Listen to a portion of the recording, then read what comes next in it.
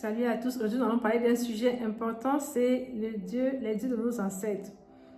Ici, dans 2 Timothée 1, à partir du verset 3, on voit que l'apôtre Paul parle de ses ancêtres. Il dit, je rends grâce à Dieu que mes ancêtres ont servi et que je sais avec une conscience pure. En fait, nous, en Christ, nos ancêtres, c'est Abraham.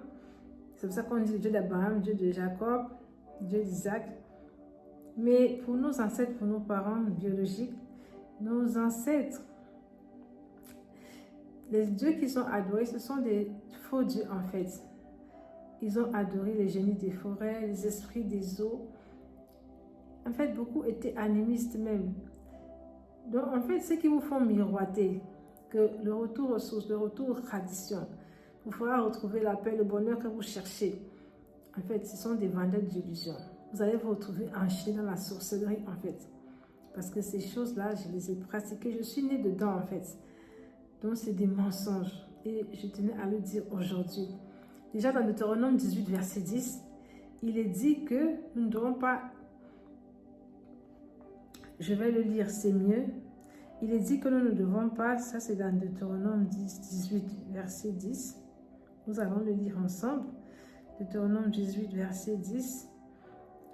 Il est écrit, qu'on ne trouve chez toi personne qui fasse passer son fils ou sa fille par le feu, personne qui exerce le métier de devin, d'astrologue, d'augure, de magicien, d'enchanteur, personne qui consulte ceux qui évoquent les esprits ou disent la bonne aventure, personne qui interroge les morts. Mais aujourd'hui, beaucoup de personnes viennent se vanter sur les réseaux, disant qu'ils font remonter les morts, ils interrogent les morts. Pour ceux qui sont stressés, à qui Dieu ne parle pas ou bien qui n'ont pas de relation avec Dieu, parce qu'ils ne vivent pas dans une intimité avec lui, alors ils vont de gauche à droite consulter les devins pour faire parler leurs parents décédés. Alors que c'est sûr que quand leurs parents viennent, ils ne s'occupent même pas d'eux. Ils n'avaient même pas de communion avec ses parents, mais subitement, curieusement, aujourd'hui, ils veulent que ces morts les parlent. Des gens peut-être qui sont morts, ils n'ont pu rien faire contre la mort. Ils n'ont pas pu se sauver eux-mêmes. Déjà, il y en a beaucoup qui se reposent, qui sont morts d'une vraie mort. D'autres, ils ont été vendus, sacrifiés. Et ce sont ces gens qui doivent apporter les solutions à vos problèmes. Vous qui êtes encore vivants, comment les gens peuvent croire à des bêtises? Des gens qui n'ont pu rien faire eux-mêmes pour se sauver de la mort. Et c'est eux qui vont vous aider. Vous qui avez encore votre intelligence, votre conscience. Parce que les morts, souvent, ils n'ont même plus de conscience. Ils n'ont même plus de mémoire.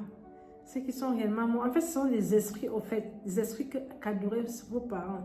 Ce sont ces esprits-là, c'est avec eux qu'on vous met en relation, en fait, et ils prennent souvent la forme de vos parents. Et ils vous font croire que ce sont vos parents, et ils apportent des fois des solutions à vos problèmes. En fait, c'est vous pouvez miroiter qu'il y a du bon, il y a de la solution dans cette sorcellerie-là. Mais quand vous vous retrouvez enchaîné, vous vous retrouvez enchaîné et engagé à parler aux morts, et c'est comme ça que tout dans votre vie sera mort. Parce que vous faites entrer en vous des esprits de mort, des esprits de mort. Et c'est comme ça que vous allez vous retrouver votre vie détruite. En fait, j'ai fait cela et je n'ai rien vu dedans. Et j'en parle même dans mon livre. Et c'est un livre que vraiment je conseille je le conseille à beaucoup de personnes. Et bientôt, ce livre il est déjà même disponible. Ceux qui veulent le commander. J'en parle beaucoup à l'intérieur de ces affaires de coutume, tradition, de parler aux morts. J'allais souvent au cimetière pour parler à mes parents, croyant qu'ils allaient m'aider. Et j'ai fréquenté un marabout qui m'avait dit, oui, je peux faire parler, je te peux faire venir ton père, il te parlera. En fait, je me retrouvais tous les jours en compagnie de mon père qui était décédé. Et il m'amenait dans le séjour des morts, il me ramenait, m'amenait, je ne sais pas où il me ramenait. Et c'est comme ça que ma vie a été détruite. Et c'est un jour que je suis allée. Et mon grand-père m'avait chassé. Mon grand-père qui était déjà aussi mort, m'avait chassé, m'avait dit, ton temps n'est pas arrivé, ne reviens plus ici. Et c'est là que j'ai réalisé. Mais quand j'ai réalisé, quand j'ai commencé à combattre cela, à chercher la délivrance, c'était un peu tard.